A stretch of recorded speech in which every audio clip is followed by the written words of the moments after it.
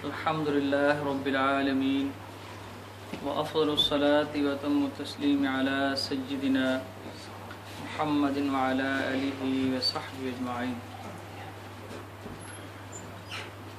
قابل صد احترام معزز سامعین، آج آپ کے سامنے 20واں پارہ تلاوت کیا گیا ہے. 20ویں پارے کے شروع میں سورۃ النمل کا بقیہ حصہ ہے. اس کے بعد سورۃ القصص آپ کے سامنے تلاوت کی گئی ہے مکمل، اور آخر میں سورۃ عنکبوت اس کے پہلے 4 رکوع تلاوت کیے گئے ہیں.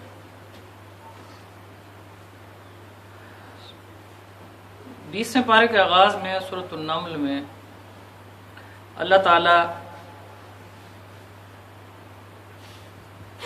کائنات پر غور کرنے، کائنات پر غور و فکر کرنے، کائنات پر تدبر کرنے کی دعوت دیتا ہے کہ امن خلق السماوات والارض، زمین و آسمان کی تخلیق پر غور کرو. یعنی کب سے آسمان تم دیکھ رہے ہو، اتنا بڑا آسمان ہے کہ وہ جب سے بنا ہے اور قیامت تک رہے گا، اللہ کے امر سے کھڑا ہے، اللہ کے حکم سے کھڑا ہے. نہ وہ بسیدہ ہوا ہے، نہ وہ کہیں گرا ہے، نہ اس کا کوئی ٹکڑا کمزور ہوا ہے، نہ اس کا کوئی ٹکڑا پرانا ہوا ہے. تو یہ کون ہے جس نے آسمان کو بنایا ہے؟ وہ کون ہے جس نے زمین کا فرش بچھایا ہے؟ وہ کون ہے جو سمندروں کو چلا رہا ہے؟ وہ کون ہے جو ہواؤں کو چلا رہا ہے؟ وہ کون ہے جو سورج کی تپش سے سمندر سے بخارات کو اٹھا رہا ہے؟ وہ کون ہے جو بخارات کو بادل کے اندر تبدیل کر رہا ہے؟ وہ کون ہے جو بادلوں کے اندر پانی پیدا کر رہا ہے؟ وہ کون ہے جو پھر اس پانی کو زمین پر برسا رہا ہے؟ وہ کون ہے جو اس پانی سے کھیتیاں تمہارے لیے اگا رہا ہے، تمہارے لیے پھول اگا رہا ہے، تمہارے لیے قسم قسم کے پھل اگا رہا ہے؟ تو ان ساری چیزوں پر اللہ تعالی شروع میں 20ویں پارے کے شروع میں غور و فکر کرنے کی دعوت دیتا ہے کہ ان ساری چیزوں کے اندر دیکھو یہ سب کچھ کون کر رہا ہے، کس کے امر سے ہو رہا ہے، کس کے حکم سے ہو رہا ہے. جب ان ساری چیزوں پر غور کرو گے تو پھر تم کہو گے کہ ہاں یہ اللہ ہے، یہ اللہ ہے، اللہ ہی کر رہا ہے. اس کے بعد یہ کہا گیا کہ جو لوگ حق کی بات نہیں سنتے وہ بہرے ہیں. یعنی یہ مضمون پہلے بھی آیا ہے کہ حق کی بات نہ سننا اس بات کی علامت ہے کہ وہ بہرے ہیں. حق نہ بولنا اس بات کی علامت ہے کہ وہ گونگے ہیں. حق کی بات نہ دیکھنا اس بات کی علامت ہے کہ وہ اندھے ہیں. قرآن نے آنکھیں رکھنے کے باوجود اس آدمی کو اندھا کہا ہے جو حق اسلام محمد رسول اللہ صلی اللہ علیہ وسلم کی دعوت کی طرف نہیں دیکھتا. کان رکھنے کے باوجود جو محمد رسول اللہ صلی اللہ علیہ وسلم کا پیغام نہیں سنتا، قرآن اس کو بہرا کہتا ہے. زبان رکھنے کے باوجود جو محمد رسول اللہ صلی اللہ علیہ وسلم کی بولی نہیں بولتا، قرآن اس کو گنگا کہتا ہے. جسم کے اندر 2 چیزیں ہیں. ایک یہ جسم ہے مادہ جو ہمیں نظر آتا ہے، اور ایک اس کے اندر روح ہے. روح جسم کو بھی غذا کی ضرورت ہوتی ہے، روح کو بھی غذا کی ضرورت ہوتی ہے۔ جسم کی غذا ہے، ہم کھاتے ہیں، پیتے ہیں، کھانا کھاتے ہیں، فروٹ کھاتے ہیں، پھل کھاتے ہیں، پانی پیتے ہیں، یہ جسم کی غذا ہے۔ روح کی غذا ہے اللہ کا ذکر، روح کی غذا ہے کتاب اللہ، روح کی غذا ہے محمد الرسول اللہ صلی اللہ علیہ وسلم کا طریقہ زندگی۔ اب اگر جسم کو غذا نہ ملے تو جسم کمزور ہو جاتا ہے، 1 دن نہ ملے، 2 دن نہ ملے، 3 دن نہ ملے، 4 دن نہ ملے، 5 دن، تو بالآخر مرنے کے قریب پہنچ جاتا ہے، بالکل نہ ملے مر جاتا ہے۔ تو اسی طرح روح کو اگر اس کی غذا نہ ملے تو روح بھی مردہ ہو جاتی ہے، مردہ۔ اور اصل حقیقت جو ہے وہ روح کی ہے، جسم کی کوئی حیثیت نہیں ہے۔ جب انسان فوت ہوتا ہے تو جسم سارا کا سارا ویسے کا ویسا ہی پڑا ہوتا ہے، اس کے کسی ایک کان میں، ایک آنکھ میں، ایک باز میں کوئی کمی نہیں ہوتی، ویسے ہی چہرہ ہوتا ہے، ویسے ہی 2 بازو ہوتے ہیں، ویسے ہی 2 ٹانگیں ہوتی ہیں، پورا جسم مادہ ہمارے سامنے پڑا ہوتا ہے، لیکن ہم اس کو مٹی کے حوالے کر دیتے ہیں۔ کیوں؟ کہ اس کے اندر وہ روح نکل چکی ہوتی ہے۔ اور آج ہم جسم کی فکر کر رہے ہیں، غذا کے اندر صبح و شام جسم کی غذا اس کی فکر کرتے ہیں، لیکن روح کی غذا کبھی کسی نے فکر ہی نہیں کی۔ روح زندہ بھی ہے، کبھی کسی نے فکر ہی نہیں کی، مر تو نہیں چکی۔ اللہ کہتا ہے، قرآن کہتا ہے، جو لوگ اللہ کا ذکر نہیں کرتے، اسلام کی طرف نہیں آتے، محمد رسول اللہ صلی اللہ علیہ وسلم کی دعوت کی طرف نہیں آتے، وہ چلتی پھرتی لاشیں ہیں، ان کی زندگی کا کوئی فائدہ نہیں، وہ زندہ ہیں ہی نہیں۔ قرآن جس کو آنکھیں رکھنے کے باوجود اندھا کہہ رہا ہے، کان رکھنے کے باوجود بہرا کہہ رہا ہے، زبان رکھنے کے بعد گونگا کہہ رہا ہے، تو جس روح کی جو غذا ہے جو ہم نہیں پہنچا رہے تو وہ چلتی پھرتی لاشیں، جو اسلام سے دور ہیں وہ چلتی پھرتی لاشیں۔ اس کے بعد سورۃ القصص تلاوت کی گئی ہے۔ قصص، اس کے اندر انبیاء کے قصے بیان ہوئے، انبیاء کا تذکرہ آیا ہے، اس مناسبت سے اس سورت کا نام قصص رکھا گیا۔ قصص، سورۃ القصص بھی مکی سورت ہے۔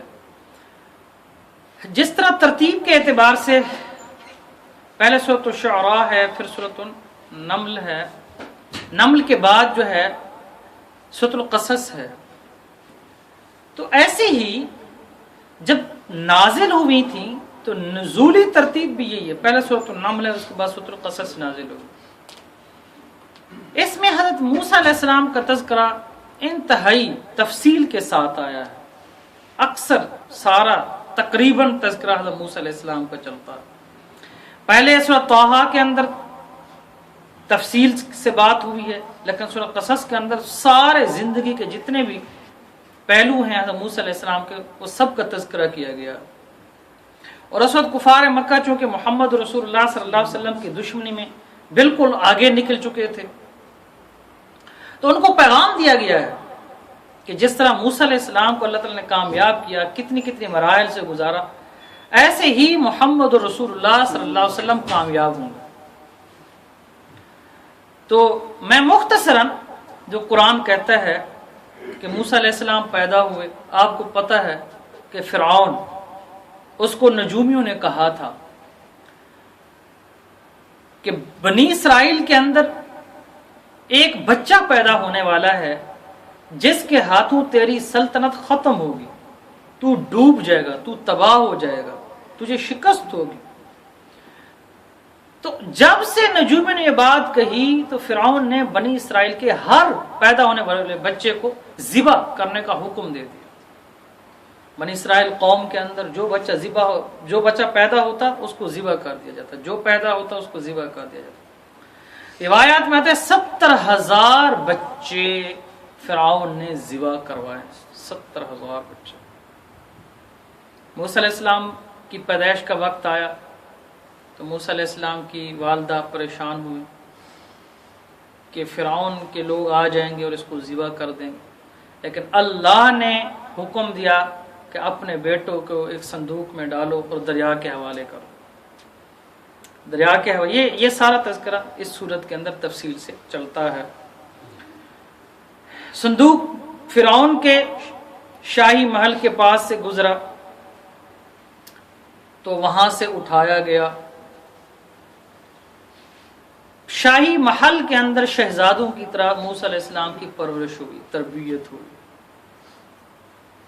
بڑے ہوئے. اگرچہ شاہی محل کے اندر پل رہے تھے لیکن اپنی قوم بنی اسرائیل پر ظلم ہوتا ہوا بھی دیکھتے تھے. ایک مرتبہ ایک بنی اسرائیل کا آدمی اور ایک فرعون کی قوم کا آدمی، یہ دو آپس میں لڑ رہے تھے. یہ واقعہ اسی صورت کے اندر ہے. موسیٰ علیہ السلام وہاں سے گزرے تو بنی اسرائیل کے آدمی نے موسیٰ علیہ السلام کو اپنی مدد کے لیے پکارا. تو موسیٰ علیہ السلام نے جا کر فرعون کی قوم کے آدمی کو ایک تھپڑ مارا، ایک مکہ مارا. تو ایک ہی تھپڑ سے وہ آدمی فوت ہو گیا، مر گیا. اب دوسرے دن وہ بنی اسرائیل کا وہ آدمی جو پہلے دن لڑ رہا تھا، وہی آدمی دوسرے دن کسی اور کے ساتھ لڑ رہا ہے. موسیٰ علیہ السلام پھر وہاں سے گزرے تو موسیٰ علیہ السلام نے فرمایا تم تو بڑے جھگڑالو آدمی ہو، فتنہ فساد پھیلانے والے ہو. کل تم اس سے لڑ رہے تھے، آج اس سے لڑ رہے.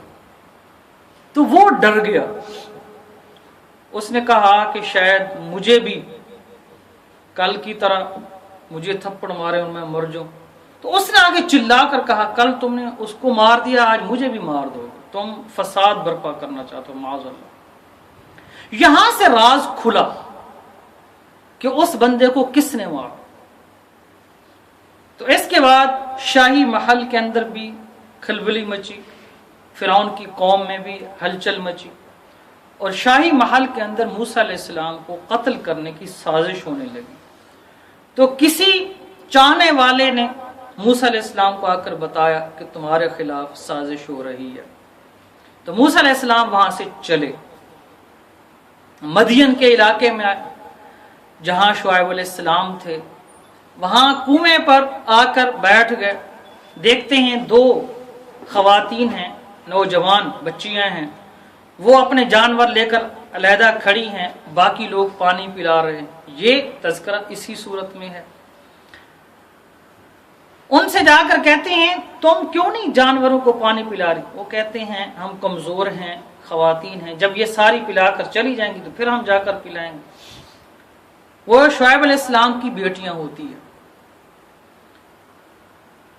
تو وہ ان کے جانور لیتے ہیں اور جا کر ان کا پانی ان جانوروں کو پلا دیتے ہیں. وہ دونوں بچیاں جانور لے کر گھر جاتی ہیں. شعیب علیہ السلام پوچھتے ہیں، بوڑھے ہو چکے تھے، کہ بیٹا پہلے تو تم دیر سے آتی تھی، آج جلدی آ گئی.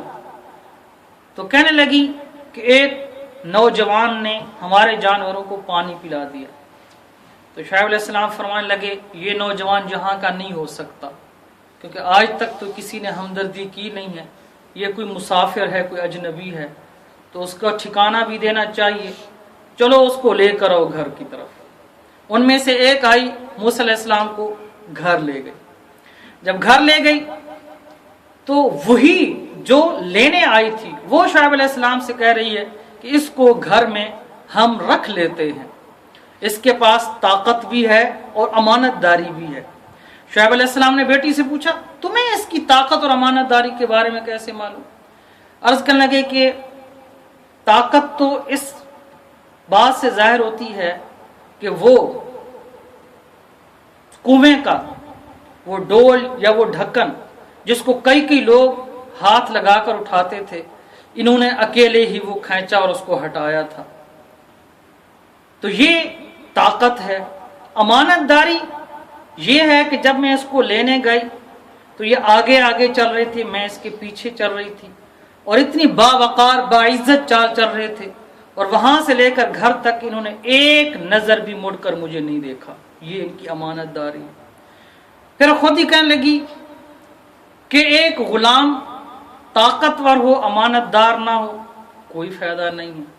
ایک غلام امانت دار ہو، طاقت نہ ہو، کچھ کر ہی نہ سکتا ہو، اس کا بھی کوئی فائدہ نہیں. شعیب علیہ السلام نے فرمایا چلو ان دونوں میں سے ایک کا تمہارے ساتھ نکاح کرتا ہوں، لیکن 8 سال جو ہے عدت ہے. قرآن کہتا ہے معذرت 8 سال حق مہر. حق میں 8 سال ہوگا، لیکن اگر 2 سال تم اپنی طرف سے کر دو گے تو یہ تمہاری مہربانی ہوگی۔ تو 10 سال موسیٰ علیہ السلام شعیب علیہ السلام کے پاس رہے ہیں، اور اس کے بعد وہاں سے پھر واپس آئے ہیں۔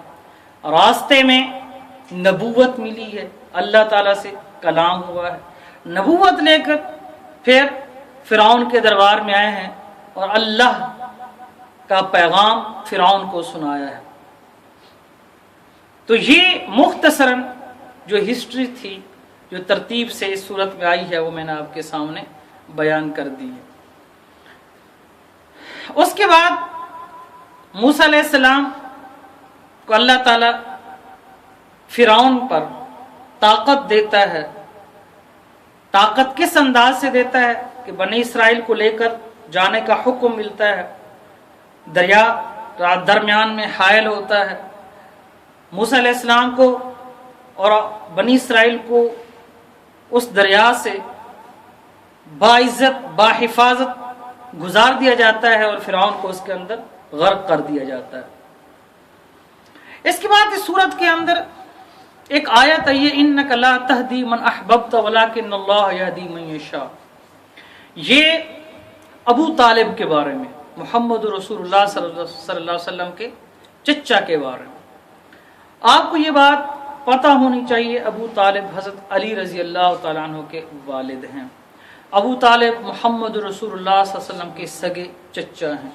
ابو طالب نے نبی اکرم صلی اللہ علیہ وسلم کی پوری زندگی ساتھ دیا ہے، پوری زندگی، ایمان نہیں لائے، پوری زندگی ساتھ دیا ہے، دکھ ہو، درد ہو، تکلیف ہو، خوشی ہو، غمی ہو، کبھی بھتیجے کو اکیلا نہیں چھوڑا۔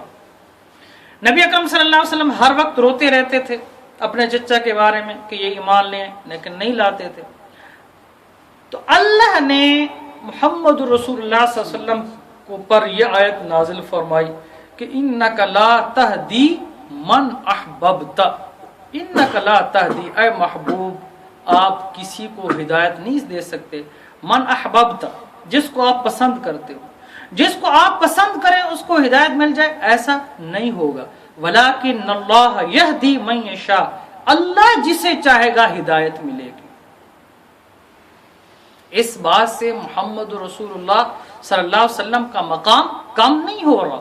نبی اکرم صلی اللہ علیہ وسلم کی عزت اور رفعتیں اتنی زیادہ ہیں، جتنا بیان کریں اتنی تھوڑی ہیں، لیکن اس سے اللہ کی کبریائی، اللہ کا حکم، اللہ کا امر وہ ظاہر ہوتا ہے کہ اللہ نے فرمایا ہدایت اس کو ملے گی جس کو اللہ چاہیں گے، اس کو ہدایت ملے گی۔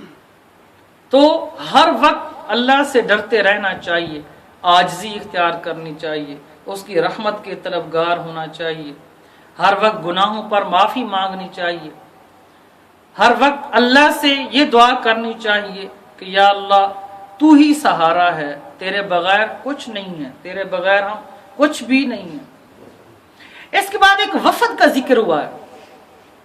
وفد آیا تھا حبشہ سے، جب مسلمان ہجرت کر کے گئے تھے حبشہ کی طرف، نجاشی کی طرف، اس کا تذکرہ پہلے ہو چکا ہے۔ 20 آدمی آئے، وہاں حبشہ والوں نے بھیجا کہ جاؤ ذرا خبر لے کرو مکہ والوں کی، کیا کون سا نیا پیغام آیا ہے، کون سی نئی بات آئی ہے، ذرا خبر لے کرو۔ تو یہ لوگ آئے تو محمد رسول اللہ صلی اللہ علیہ وسلم کی بات سنی، اور حضرت موسیٰ علیہ السلام کے بارے میں بھی یہ ساری باتیں سنی، اور یہ ایمان 20 کے 20 افراد اسی وقت ایمان لیا۔ تو کفار مکہ کو یہ بات بڑی عجیب لگی، انہوں نے جا کر ان کو کہا تمہاری قوم نے تمہیں خبر لانے کے لیے بھیجا ہے، تم ایمان لے کر جا رہے ہو۔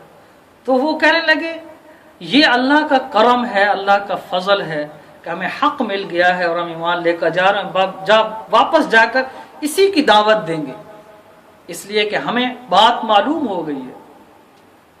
اس کے بعد قارون کا تذکرہ ہوا ہے، ان قارون کان من قوم موسیٰ فبغى علیہم وآتیناہ من الکنوز ما ان مفاتحہ لتنوء بالعصبہ۔ قارون کے بارے میں قرآن اس کی دولت کا سب سے زیادہ چرچا ہے۔ قرآن نے تعریف سے مراد اس کی وضاحت کی ہے دولت کی، کہ ہم دولت کو کس انداز سے پیمائش کر دیں اس کی گنتی کرتے ہیں، اس کے بارے میں بتاتے ہیں، لیکن قرآن نے بڑے عجیب انداز میں اس کی دولت کو بتایا ہے۔ قرآن کہتا ہے کہ ان قارون کان من قوم موسیٰ فبغى علیہم وآتیناہ من الکنوز ما ان مفاتحہ لتنوء بالعصبہ۔ مفاتح یعنی اس کے خزانوں کی چابیاں ایک بہت بڑی جماعت اٹھاتی تھی، بہت بڑا قافلہ اور مضبوط قافلہ، کمزور قافلہ نہیں، نہتے کمزور لوگ نہیں، مضبوط لوگوں کا قافلہ، مضبوط لوگوں کی بہت بڑی جماعت صرف کیا اٹھاتے تھے؟ چابیاں۔ ہم میں سے ایک آدمی کتنی چابیاں اٹھا سکے گا؟ ایک آدمی کتنی چابیاں اٹھا سکے گا؟ اور بہت بڑی جماعت ہو اور مضبوط ہو اور وہ صرف چابیاں اٹھائے، تو اس سے دولت کا اندازہ لگایا جا سکتا ہے۔ لیکن قرآن نے پھر آگے بتایا یہ ساری کی ساری دولت اس کے کسی کام نہ آئی، تباہ ہو گیا، برباد ہو گیا۔ موسیٰ علیہ السلام پر تہمت لگا بیٹھا، معاذ اللہ علیہ باللہ، موسیٰ علیہ السلام پر زنا کی تہمت لگی تھی قارون نے، اور یہ کزن تھا موسیٰ علیہ السلام کا، رشتہ دار تھے۔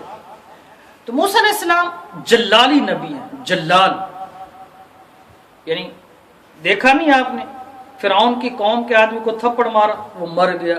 عزر علیہ السلام روح قبض کرنے آئے، تھپڑ مارا، آنکھ نکال دی، جلال تھا۔ تو جب تہمت لگئی تو کہنے لگے کہ تم اس حد تک چلے گئے ہو کہ تہمت لگا دیے۔ اس سے پہلے سورۃ النور میں حضرت عائشہ رضی اللہ تعالی عنہ پر تہمت کا ذکر ہوا ہے، میں نے وہاں آپ کے سامنے عرض کی تھی کہ حضرت سعد بن عبادہ رضی اللہ تعالیٰ نبی اکرم صلی اللہ علیہ وسلم سے عرض کی کہ آپ حکم دیں تو رئیس المنافقین جو پس پردہ اس ساری سازش کا جو سردار ہے اس کو قتل کر دیا جائے۔ تو نبی رحمت صلی اللہ علیہ وسلم فرمایا نہیں، اس کو قتل نہ کرو۔ پتہ تھا، صحابہ کو پتہ تھا، حضور کو پتہ تھا کہ یہ اس کی سازش ہے، لیکن حضور نے اس کو قتل کرنے سے منع کیا ہے۔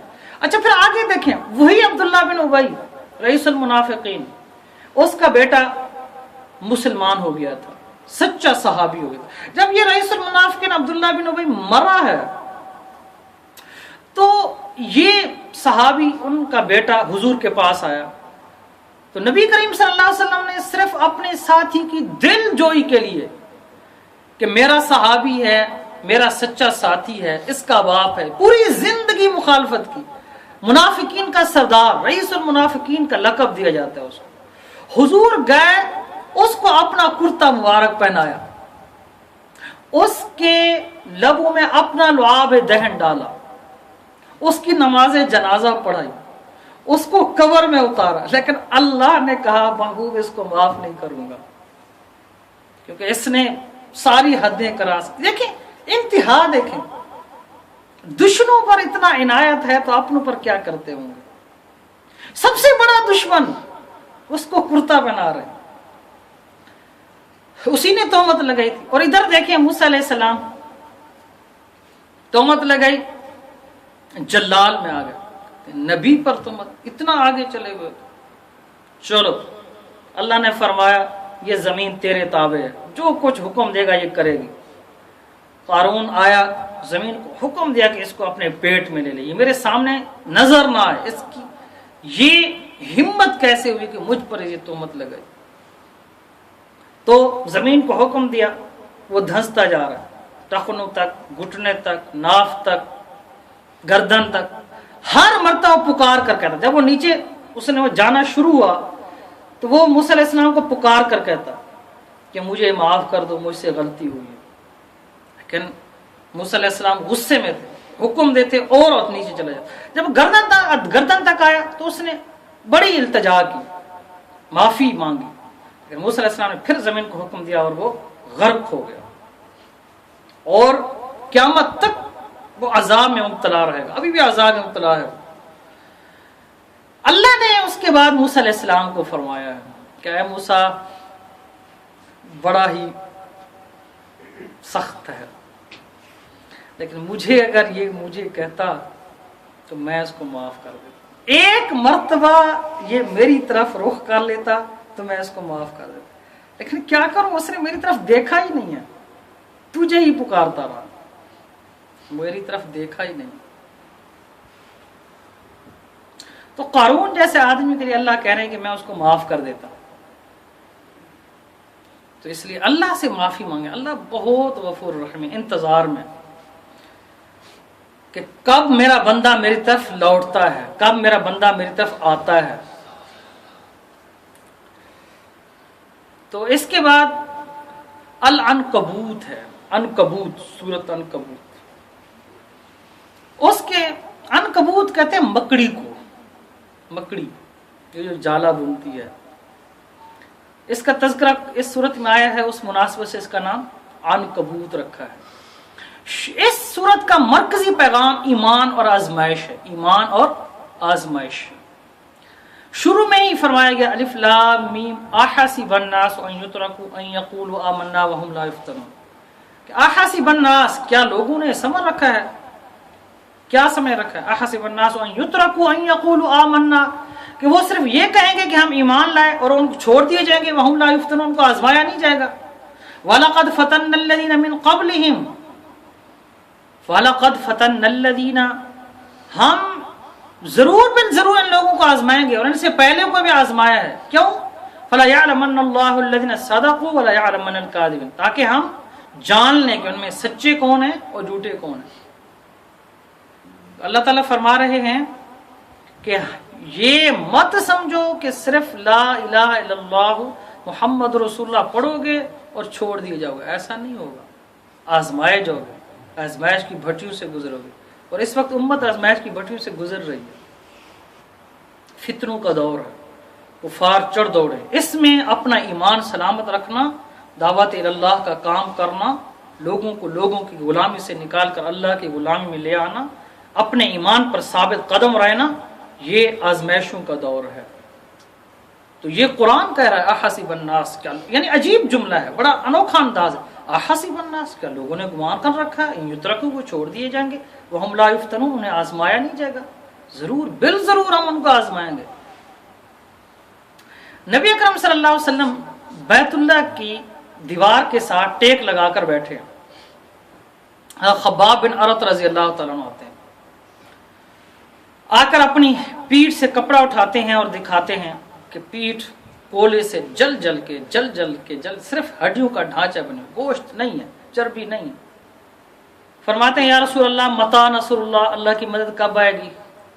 تو نبی اکرم صلی اللہ علیہ وسلم یہ فرما سکتے تھے کہ اللہ کی مدد آنے والی ہے، اللہ کی مدد آئے گی، اسلام غالب ہوگا، کفار ختم ہوں گے، تسلی دے سکتے تھے، حوصلہ دے سکتے تھے، لیکن حضور نے ایسا نہیں کیا۔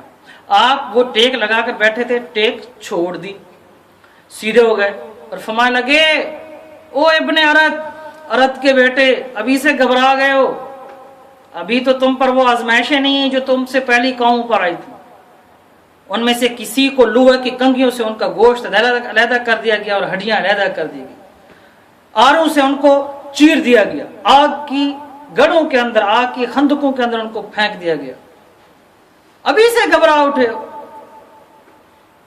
ہمارے اوپر تو کوئی آزمائش آئی ہی نہیں ہے۔ اور ایک بات یاد رکھیں، آزمایا جاتا ہے جن پر بھروسہ ہو، بازاری لوگوں کو کوئی نہیں آزمایا جاتا۔ ہم بازاری ایمان ہے، بازاری لوگ، اللہ ہمیں نہیں آزمائے گا، اس لیے کہ ہمارا ایمان نہیں ہے اس درجے کا۔ ہم کس دوست کو آزماتے ہیں، اپنے کس ساتھی کو آزماتے ہیں؟ جس پر کوئی بھروسہ ہوتا ہے، جس پر ہمیں یہ بھرم ہوتا ہے کہ یہ میرا ساتھ دے گا، یہ میرا واقعی ساتھ ہے، اور جس کے بارے میں پتا ہو کہ یہ میرا ہے ہی نہیں، اس کو آزمایا جاتا ہے۔ تو اللہ آزماتا ان لوگوں کو ہے جو آزمائش کے قابل ہوتے ہیں۔ حضرت حسین رضی اللہ عنہ کو آزمایا، پوری تاریخ رقم کر دی، ادھر سے جنت کے سرداروں کا لقب دیا گیا، ادھر سے نیزوں پر سر رکھے گئے، ہر عرب کے سامنے پیش کیے جا رہے، کبھی ابن زیاد کے سامنے، کبھی یزید کے سامنے، اور جب جنگ ختم ہوئی تو دھڑ ایسے پڑے تھے، دھول اڑ رہی تھی، اور ان کو حضور مہربان صلی اللہ علیہ وسلم فرمایا کہ یہ جنت میں نوجوانوں کے سردار ہوں گے۔ تو آزمایا ہے، اور پھر آگے آزمائش دینے والے نے بھی انتہا کر دیا. علی بابا نبی نانا شرافت ہو تو ایسی ہو، چلے خنجر کرے سجدہ عبادت ہو تو ایسی ہو. تو احاسب الناس یہ بہت اہم موضوع ہے آج کل کے حوالے سے کہ کیا لوگوں نے یہ گمان کر رکھا ہے ویسے ہی چھوڑ دیا جائیں گے، آزمایا نہیں جائے گا. تو ہماری آزمائش نہیں ہو رہی اس لیے کہ ہم آزمائش کے قابل ہی نہیں ہیں. آزمائش ان لوگوں کی ہو رہی ہے جو آزمائش کے قابل ہیں. اس کے بعد والدین کا تذکرہ ہے. وَوَصَّيْنَا الْإِنسَانَ وَوَالِدَيْهِ حُسْنًا. والدین پر مکمل ایک درس قرآن میں نے دیا تھا. یہاں ہفتہ وار جو درس قرآن ہوتا ہے اس پر مکمل بات ہوئی تھی. لیکن اس ٹائم جو لوگ یہاں پر آئے ہوئے ہیں پردیس کے اندر، وہ آ کر بھول گئے ہیں کہ کس کی ماں نے کتنا زیور بیچا تھا اس کو یہاں بھیجنے کے لیے، کتنے اس نے آنسو بہائے تھے. جب وہ گھر سے نکلا تھا تو پیچھے دروازے میں کھڑی دیکھتی رہی اور جب تک تم اوجھل نہیں ہوئے، اور آج بھی اس کی نظریں دروازے پر ہی لگی ہوئی ہیں کہ کب میرا بیٹا اس دروازے کے اندر داخل ہوگا. کائنات میں کبھی ماں باپ کو فراموش مت کرنا. دنیا کی رنگینیوں میں، دنیا کی دوڑ کے اندر اتنا مت چلے جانا کہ ان دو ہستیوں کو فراموش کر کے بیٹھ جائیں. ماں ہاتھ اٹھائے، ماں ہاتھ اٹھا دے، اگر اللہ سے مانگ لے تو بیٹا نبیوں کا ساتھی بن جاتا ہے. اور اگر ایک ٹھنڈا سانس نکل جائے تو زمانے کا ولی کیوں نہ ہو، حضور کا صحابی کیوں نہ ہو، جہنم کا ایندھن بن جاتا ہے. حضور نبی کریم صلی اللہ علیہ وسلم اپنی ماں کے بارے میں اپنی ماں سے بڑی محبت کرتے تھے. فرمانے لگے کاش میری ماں زندہ ہوتی اور میں عشاء کی نماز پڑھانے کے لیے نفل نہیں، سنت نہیں، فرض نماز جماعت کرانے کے لیے مصلی پر کھڑا ہو چکا ہوتا اور تکبیر تحریمہ کہہ چکا ہوتا، اور وہاں سے کھڑکی کھولتی اور مجھے میری ماں کہتی یا محمد، تو میں نماز توڑ دیتا اور میں کہتا لبیک یا اماں، اے اماں میں حاضر ہوں. یہ حضور کا فرمان ہے. آپ نماز میں ہوں، ماں آپ کو آواز دے، یہ فقہ کا مسئلہ ہے. آپ نماز توڑ دیں اور ماں کی بات سنیں.